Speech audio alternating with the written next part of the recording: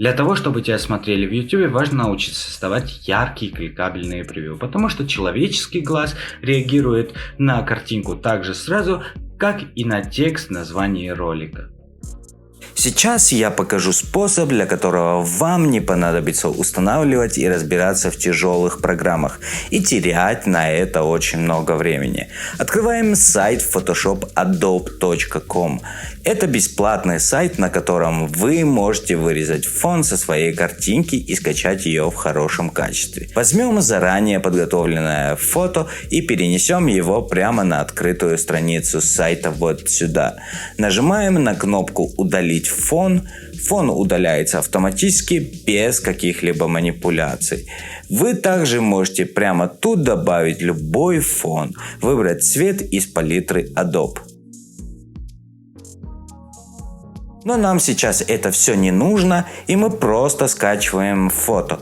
Нажимаем на кнопку «Применить», открывается окно, в котором мы выбираем файл в PNG формате. Нажимаем на кнопку «Загрузка». Первый раз можно скачать без регистрации, для дальнейшей работы придется зарегистрироваться. Берем этот файл отсюда и перетягиваем в окно заранее открытого сайта figma.com. Здесь понятный интерфейс и превью можно создать с легкостью. Нажимаем на Ctrl и крутим колесиком мышки назад для того, чтобы было больше пространства. В верхнем левом углу кликаем на решетку и выбираем Frame. Теперь зажимаем левую кнопку мыши и формируем произвольного размера квадрат. У вас появляется раздел Frame в левой части экрана. Кликаем дважды на слово Frame. И пишем, например, фон картинки 1. Вводим значение W1280 H720 в правой части экрана. Это нужное разрешение для YouTube. Нажимаем на наше изображение и вот таким способом уменьшаем его.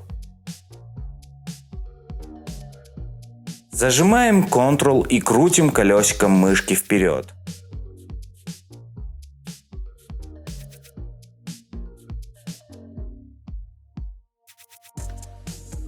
Теперь мы можем перенести наше фото прямо на фон. Следующий этап – работа с фоном.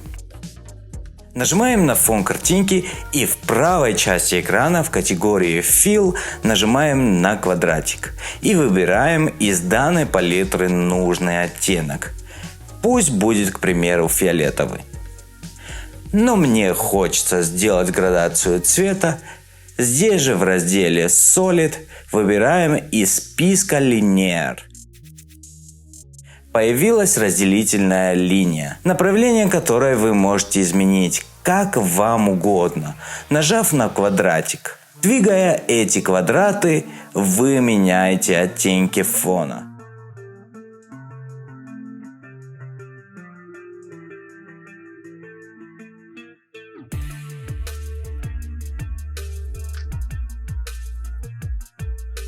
Также забыл сказать, что вы можете, нажав на левый или на правый квадратик, поменять насыщенность цветов и на шкале ниже усилить или уменьшить силу цвета.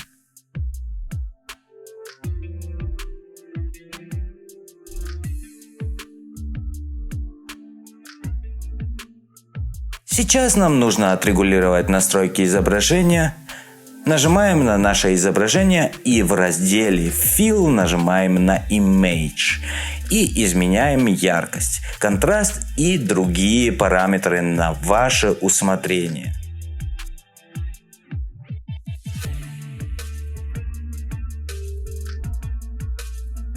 Теперь выбираем в панели раздел «Текст» и кликаем на пустом месте.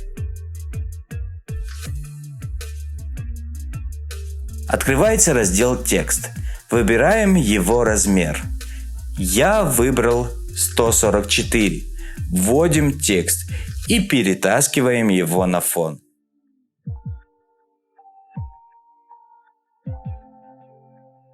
Выбираем квадрат, нажимаем прямоугольник.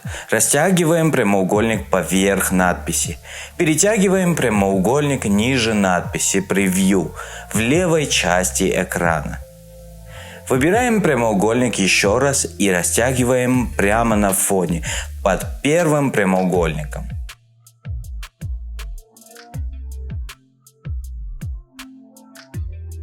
У функции прямоугольника есть также фишка. Вы можете изменить фигуру фона надписи.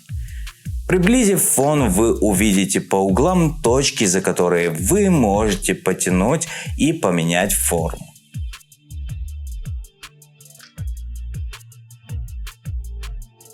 Пишем продолжение текста и переносим его на прямоугольник.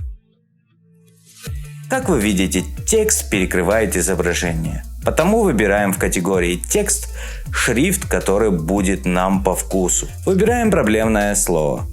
Переходим в раздел «Текст» и ищем Letter Spacing. Меняем расположение надписи.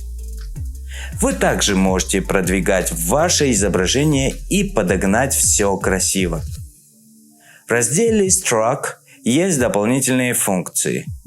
Можно изменить толщину букв, а в разделе Effect в Drop Shadow, нажимая на солнышко, вы можете выбрать цвет и оттенить надписи. Поскольку этот ролик вышел очень большим, я ускорю видео и покажу вам конечный результат.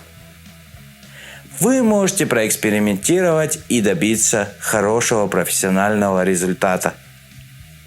Нажав на фон картинки 1, нажимаете на «Экспорт» и ваше превью готово.